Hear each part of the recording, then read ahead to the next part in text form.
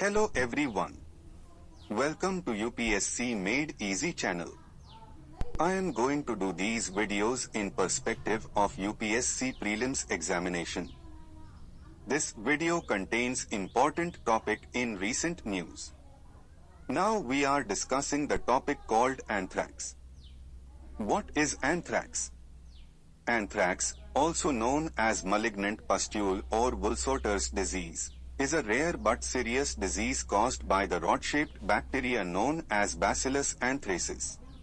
It occurs naturally in soil and, according to the WHO, it is primarily a disease of herbivores, with both domestic and wild animals being affected by it.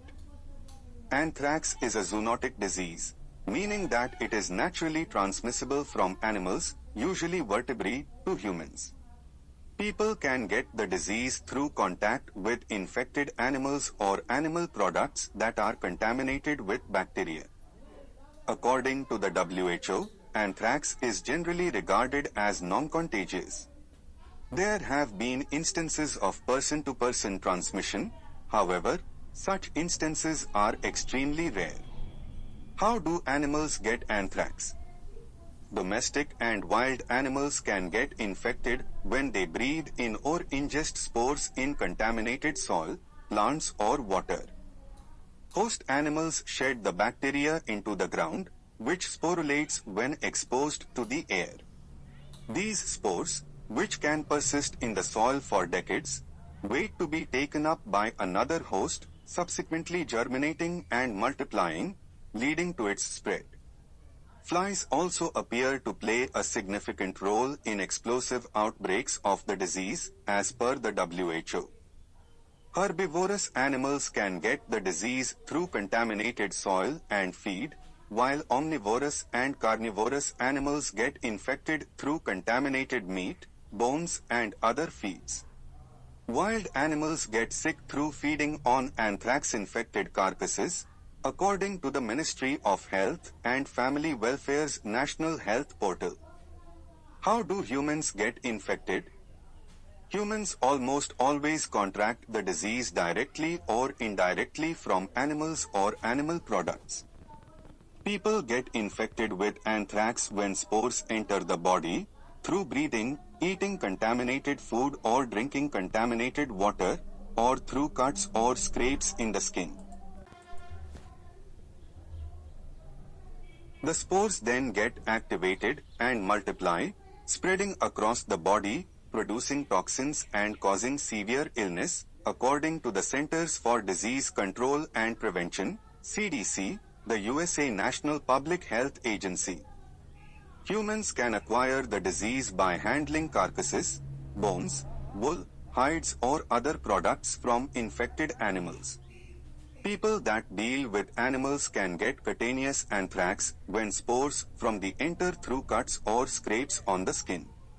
They can also get inhalation anthrax by inhaling spores present on the wool, hide or hair of the animal. Ingesting raw or undercooked meat from infected animals can get people sick with gastrointestinal anthrax. People that are most at risk of contracting the disease are people that work with animals, such as farmers, veterinarians, livestock handlers, wool sorters and laboratory professionals, according to the National Health Portal. What are the symptoms of anthrax? In livestock species, like cattle, sheep or goats, the first sign is usually the sudden death of one or two animals within the herd.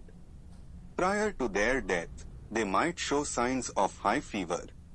In wildlife, sudden death is also a usual indicator, often accompanied by bloody discharge from natural orifices, mouth, nose, ear, anus, bloating, incomplete rigor mortis and the absence of clotting of the blood, according to WHO.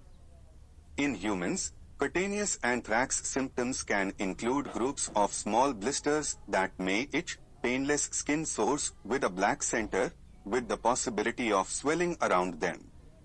This is the most common route of the disease and is seldom fatal. Inhalation anthrax includes fever and chills, shortness of breath, coughing and nausea to name a few.